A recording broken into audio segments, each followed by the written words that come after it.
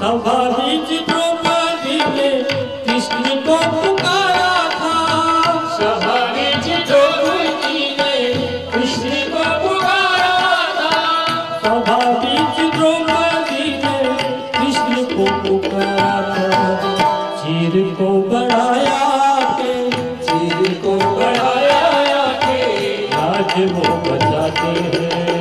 चीर को बढ़ाया के राज वो बचाते हैं। बोलो श्याम श्याम श्याम, बोलो श्याम श्याम श्याम, बोलो श्याम श्याम श्याम, बोलो श्याम श्याम श्याम। हरि बोल हरि बोल हरि बोल हरि बोल हरि बोल हरि बोल हरि बोल हरि बोल। भक्त जब पुकारे भगवान दौड़ चले आते हैं। भक्त जब पुकारे भगवान दौड़ चले आते हैं। विश्व प्याला मीरा को राणा ने पिलाया था। विश्व प्याला मीरा को राणा ने पिलाया था।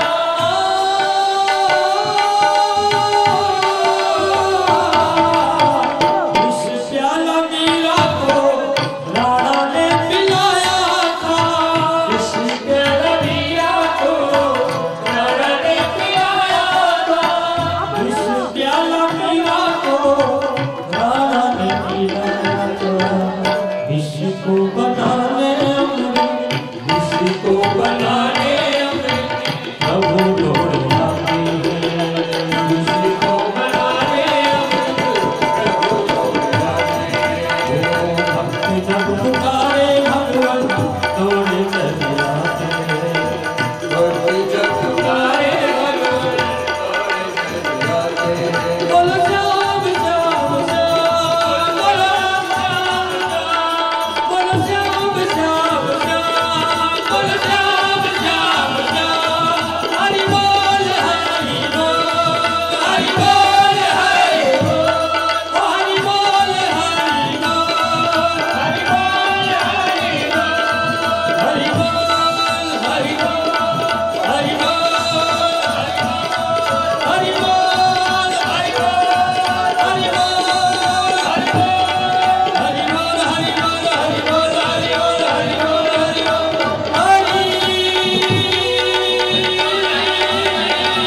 हरि बोल। जय जय श्री राधे श्याम। इसका आध्यात्मिक अर्थ भी है बंधुओं। इसका आध्यात्मिक अर्थ भी है। जैसे वो सरोवर था वैसे ही ये सारा जगत क्या है, सरोवर है। और इस जगत रूपी सरोवर में तृष्णा ही जल है। तृष्णा, पिपासा, तृष्णा का कोई अंत नहीं होता, असीमित होती है। चाहे वो वित्तेष्णा हो, चाहे वो धनेष्णा हो, चाहे वो सम्मानेष्णा हो। इष्णा मानी इच्छा, धन की इच्छा, सम्मान की इच्छा, मान की इच्छा। इसका कोई अंत नहीं है। जैसे समुद्र के अंदर जल का कोई अंत नहीं, वैसे ही इष्णा का अंत नहीं। यही संसार सागर में इष्णा ही जल है। समुद्र के अंदर जैसे तरंगे उठती हैं, वैसे काम, क्रोध, मोह, यही हमारे जीवन की तरंगे हैं। और इस संसार सागर रूपी में रहने वाले ग्राह कौन हैं? बोले अगर अनुकूल हो गए तो ये जितने संबंध हैं एक नौका का काम करते हैं। और अगर प्रतिकूल हो गए तो चाहे वो पुत्र हो, पति हो, पत्नी हो, भाई हो, चाहे जो भी हो, वो हमारे लिए ग्राह के समान हो जाते हैं। ऐसे संसार सागर से पार उतरने के लिए, ग्राह आदि से बचने के लिए संसाराख्ये महति जलधौ भक्ति नामं प्रयच्छ।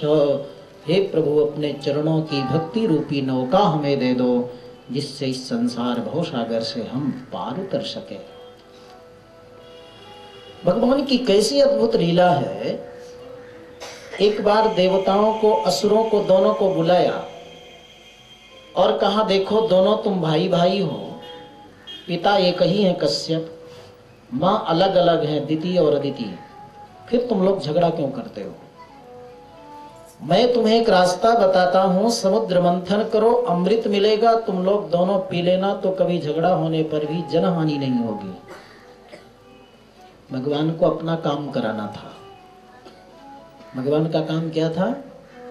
लक्ष्मी जी है ना समुद्र में, रूठ गई थी भगवान से, तो समुद्र में आकर अपने पिता के घर में विराजी थी। लक्ष्मी जी को भगवान को प्राप्त करना था। तो देव असुर दोनों को बताया, मंदराचल पर्वत की मथानी बनाई, बासुकी नाग को रस्सी की तरह लपेट दिया, एक तरफ देवता एक तरफ असुर समुद्र मंथन करने लगे। समुद्र मंथन करते ही जैसे धंसने लगा पर्वत जल के अंदर, तो भगवान कच्छप रूप धारण कर अपने पीठ में धारण किए और सबसे पहले हालाहल विष जब निकला समुद्र से, हाहाकार मच गया। यही जीवन का सत्य है, पहले गरल मिलता है, विष मिलता है, फिर अमृत मिलता है। पहले जीवन में श्रम मिलता है, परिश्रम मिलता है, फिर विश्रांति मिलती है। पहले जीवन में कठिनाइयां आती हैं, फिर सुलभता आती है। पहले जीवन में आपत्ति विपत्तियां आती हैं, फिर उसके बाद में संपत्तियां आती हैं। सब लोग अपने जीवन में अनुभव करके देखो, जीवन में जरूर बहुत बड़ी बड़ी कठिनाइयां आई और एक दिन वो सब छट भी गई और जीवन में आप सुख भी अनुभव करते हो। हालाहल विष को देखकर देवता असुर सब घबरा गए, भगवान की प्रार्थना की। भगवान ने कहा ये काम तो शिव जी को दे रखा हूं। विष लेकर के सब शिव जी के पास पहुंचे। पार्वती जी ने कहा क्या लाए हो? देवता असुरों ने कहा विष लाए हैं। अब बताइए, किसी के घर वाले को अगर विष देने के लिए जाएं तो क्या कहेंगी देवियां? पार्वती जी ने कहा अमृत मिलता है तो अकेले अकेले पी लेते हो और विष हमारे पतिदेव शिव जी को देने आए हो। डांटने लगी, तब तक शिव जी बाहर निकले, बोले देखो अपने लिए तो सब लोग जीते हैं, लेकिन दूसरों के लिए जो जीता है उसी का जीना जीना है। भगवान अपने सुख के लिए थोड़ी आते हैं, भगवान दूसरों को आनंद देने के लिए आते हैं। ये हालाहल विष नहीं पीऊंगा तो ये अनिष्ट हो जाएगा, सृष्टि नष्ट हो जाएगी। विष जब लिया शिव जी ने हाथ में, तो सोचा अंदर मेरे आराध्य राम बैठे हैं, ये विष का स्पर्श होगा तो कष्ट होगा। बाहर उनकी सृष्टि है, सृष्टि को कष्ट होगा। न इसको बाहर रखूंगा न अंदर रखूंगा, इसको कंठ में रख लूंगा। शिव जी ने कंठ में विष रख लिया, कंठ नीला पड़ गया, तब से एक नाम बढ़ गया नीलकंठ महादेव। कैसे वैष्णव हैं? वैष्णवा नाम यथा शंभु, वैष्णव वही है, वैष्णव जन तो तेणे कहिए, जो पीर पराई जाने रे।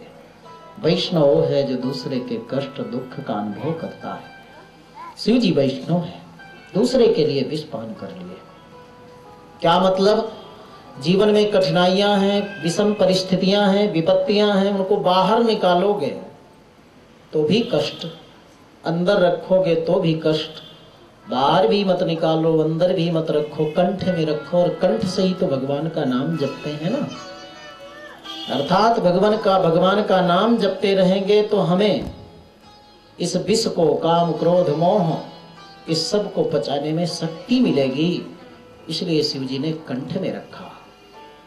चंद्रमा निकले, कामधेनु गौ निकली, कल्प वृक्ष निकले, ये सब स्वर्ग के आभूषण बन गए।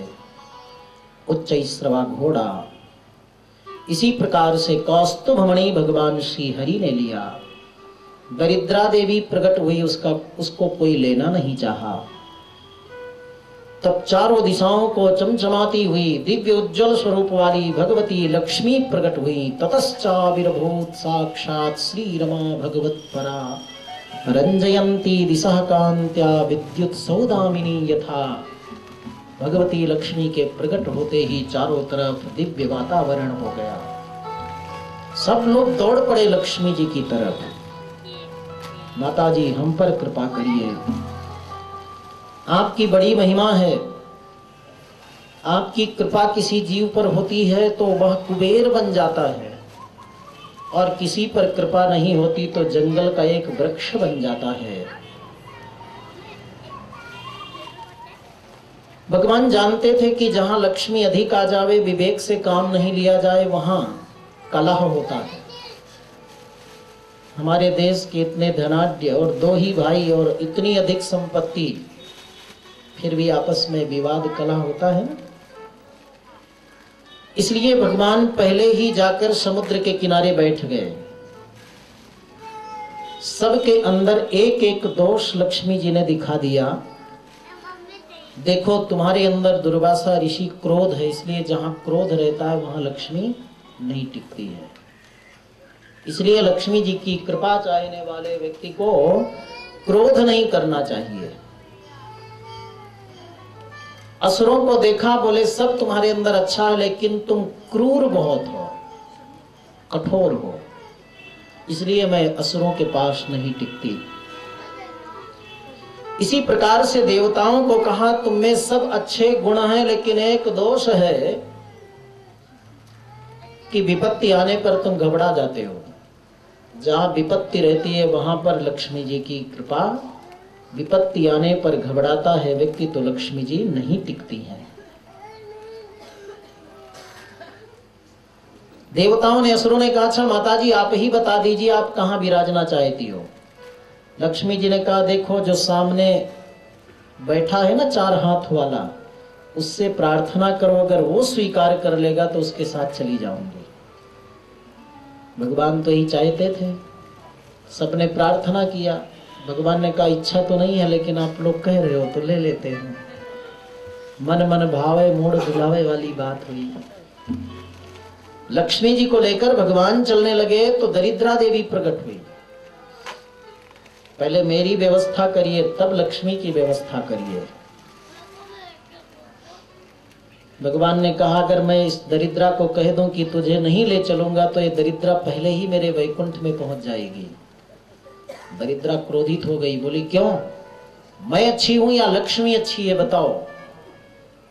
भगवान धर्म संकट में पड़ गए, किसको अच्छा कहूं किसको बुरा कहूं। भगवान ने एक युक्ति निकाली। युक्ति, किसी भी समस्या का समाधान युक्ति से है। कोई ऐसी संसार में समस्या है ही नहीं जिसका समाधान न हो। भगवान ने सामने खिले हुए पुष्प में से दोनों को कहा पुष्प तोड़कर लाओ। जब पुष्प तोड़कर दोनों ले आई तो भगवान ने लक्ष्मी जी से कहा देखो लक्ष्मी, जब तुम पुष्प तोड़कर आ रही थी तो अच्छी लग रही थी, और दरिद्रा जब पुष्प तोड़ने के लिए जा रही थी तो अच्छी लग रही थी। क्या मतलब, दरिद्रा जब घर से जाती है तो अच्छी लगती है और लक्ष्मी जब घर में आती है दोनों अच्छी हैं। इसको कहते हैं युक्ति। अनुकूल सोच अपनी हो, प्रतिकूल सोच को छोड़ दो तो संसार में सारी समस्याओं का समाधान हो जाए। हम प्रतिकूल बातों को ज्यादा सोचते हैं, अनुकूल बातों को विस्मृत कर देते हैं। आधा गिलास पानी है तो कोई कहता है आधा गिलास पानी भरा है, और कोई कहता है आधा गिलास पानी खाली है। जीवन में सुख दुख तो है ही, लेकिन हम अनुकूल अगर सोचे तो बहुत ही हमें अनुकूलता अपने जीवन जीने के लिए मिल जाएगा। जीना तो है ही, तो क्यों ना प्रसन्नता से जिए। भगवान ने देखा कि कोई दरिद्रा को नहीं लेने को तैयार, तो एक साधु जी थे, उनके पास कुछ था नहीं। उनको कहा तुम ले जाओ दरिद्रा को। महात्मा जी लेकर चलने लगे तो आगे गए, उनका आसन गायब हो गया, और आगे गए तो कमंडल गायब हो गया, और आगे गए तो दंड गायब हो गया। रोते रोते भगवान के पास पहुंचे, वेद की पोथी है, गायब हो जाएगी तो मेरे प्राण ही निकल जाएंगे, आप इसकी कहीं और व्यवस्था करो। भगवान ने कहा दरिद्रा तुम्हें ऐसे कोई नहीं रखेगा, मैं आज से एक व्यवस्था बनाता हूं, तुम छिप कर इन स्थानों पर रहना। इसलिए लक्ष्मी की कृपा चाहने वाले व्यक्ति को इन दोषों से सदा सावधान रहना चाहिए। कहां कहां निवास दिया भगवान ने दरिद्रा का कि कुचैलिनम दंत मलोपधारिणम बाहवासीनम निष्ठुरभासिनम चा सूर्योदये चास्तमिते शयानम जहाति लक्ष्मीरपि चक्रपाणिम। जिसके घर में गंदगी बहुत फैली रहती है, स्वच्छता नहीं रहती, जिसके कपड़े बहुत गंदे रहते हैं, दरिद्रा वहां तुम रहना। जहां जूठे बर्तन रात्रि भर पड़े रहते हैं वहां दरिद्रा तुम रहना।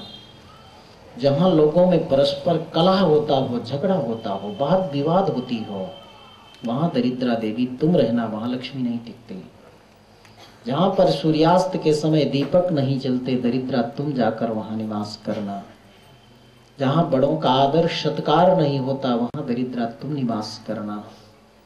जहां पर पूर्वजों का श्राद्ध नहीं होता, वहां दरिद्रा तुम जाकर निवास करना। कुचैलिनम दंत मलोपधारिणम बहवासीनम निष्ठुर भासीनम चा। जिसके कटु वचन ज्यादा हो, मृदु वचन कम हो, वहां तुम निवास करना। सूर्योदय चास्तमिते शयानम। सूर्योदय सूर्यास्त के समय जो लोग सोते हो, दरिद्रा तुम जाकर वहां निवास करना। इसमें तो कई लोग फंस जाएंगे, लेकिन मालूम नहीं इसलिए पड़ता क्योंकि अधिक गुण आप लोगों के अंदर रहते हैं, अधिक दोष नहीं रहते हैं, इसलिए सुबह सोते हो तो भी। लेकिन पूर्ण भगवती की कृपा पाने के लिए इन दोषों से सदा दूर रहना चाहिए। भगवती लक्ष्मी को लेकर भगवान सर्वेश्वर प्रभु जब पधारे, पुनः समुद्र मंथन हुआ, साक्षात धन्वंतरी महाराज अमृत के कलश को लेकर के प्रकट हुए। दैत्यों ने छीन लिया, जहां जहां अमृत के कण गिरे वहां कुंभ मेला लगता है। छीना झपटी चल रही थी, भगवान मोहिनी रूप लेकर के प्रकट हुए। भगवान वैसे ही सुंदर हैं, नील सरोरुह नीलधर, नील नीलधर श्याम, निलख निरखिला जही सदा, कोटि कोटि सतकाम। कोटि कोटि कंदर्प दर्प दमनीय दिव्य सौंदर्य है प्रभु का, और उसमें भी किसी को मोहित करने के लिए अवतार ले तो क्या पूछना। दैत्य सब मोहित हो गए। भगवान से कहे जो आप कहोगी वही हम करेंगे। भगवान ने कहा तो मैं यही कहती हूं, मोहिनी अवतार है ना नारी के रूप में, इसलिए कहती हूं का प्रयोग होता है। भगवान ने कहा मैं ये कहती हूं कि इस अमृत में ऊपर ऊपर पतला अमृत है, उसमें शक्ति कम है, देवताओं को पहले पिला देती हूं, और नीचे गाढ़ा गाढ़ा अमृत में ज्यादा शक्ति है, वो तुम्हें पिला दूंगी। ऐसी भगवान की वाणी में मोहित हुए असुर। बोले ठीक है, जैसा आप कहोगी मान लेंगे। अब उन असुरों को क्या मालूम कि कोई छाछ मट्ठा तो है नहीं कि नीचे नीचे गाढ़ा हो ऊपर पतला हो, ये तो अमृत ठहरा, एक जैसा है। सारा अमृत देवताओं को भगवान ने पिला दिया, तब केतु का माथा ठनका। अगर अमृत बचा होता तो ऐसे आधा लुढ़काते, पूरा लुढ़का रहे, इसका मतलब सारा अमृत पिला दिया, छल किया हमारे साथ। देवता का वेश बनाकर चंद्र सूर्य के बीच में बैठ गया, भगवान ने अमृत पिला दिया। तब इशारा किया चंद्र सूर्य ने, तो असुर है। भगवान ने अपने रूप में आकर चक्र से उसका सिर काट दिया, तो सिर का भाग हो गया राहु और नीचे का धड़ हो गया केतु। पहले 8 ही ग्रह थे, तब से 9 ग्रह हो गए। चंद्र सूर्य ने शिकायत किया था, इसलिए आज भी राहु केतु उन पर आक्रमण करते हैं, ग्रहण लगता है ना, उसी द्वेष के कारण। भगवान तो चले गए, देवताओं को अमृत पिला दिए, दोनों में संघर्ष हुआ, देवताओं की विजय हुई और असुरों का विनाश हुआ। भगवान जिसके साथ हैं, खोया हुआ अमृत भी मिल जाता है, और जिसके साथ नहीं है उसको अमृत नहीं मिलता, चाहे उसके हाथ में ही अमृत क्यों ना हो। इधर नारद जी बड़े रसिक संत हैं, शिव जी के पास पहुंचे, बोले क्या सुंदर दर्शन मैंने पाया। शिव जी ने कहा भगवान का भी तो अवतार हुआ ही नहीं। अपने लिस्ट में देखा शिव जी ने, कोई भी अवतार होता है पहले मुझे दर्शन मिलता है। नारद जी ने कहा मैं अभी अभी दर्शन करके आया। शिव जी पहुंचे भगवान श्री हरि के पास, बोले प्रभु मुझ जैसे भोले भगत को ठगते हो, जो आपका सबसे सुंदर रूप था उसका तो आपने मुझे दर्शन नहीं कराया। भगवान ने कहा शिव जी आपके पास नारद जी तो नहीं पहुंचे थे। शिव जी ने कहा नारद जी आए कि नहीं, पहले आप हमें बताइए दर्शन देंगे कि नहीं। भगवान ने कहा ये दर्शन तुम्हारे लिए नहीं था, ये असुरों को लिए था। शिव जी ने हठ किया, योगी हठ प्रसिद्ध ही है, दर्शन नहीं दोगे तो मैं दरवाजे से जाऊंगा नहीं। भगवान ने कहा ठीक है कभी दर्शन दे दूंगा, जाओ अपने लोग को। शिव जी जाने लगे तो मार्ग में भगवान मोहिनी रूप लेकर प्रकट हो गए।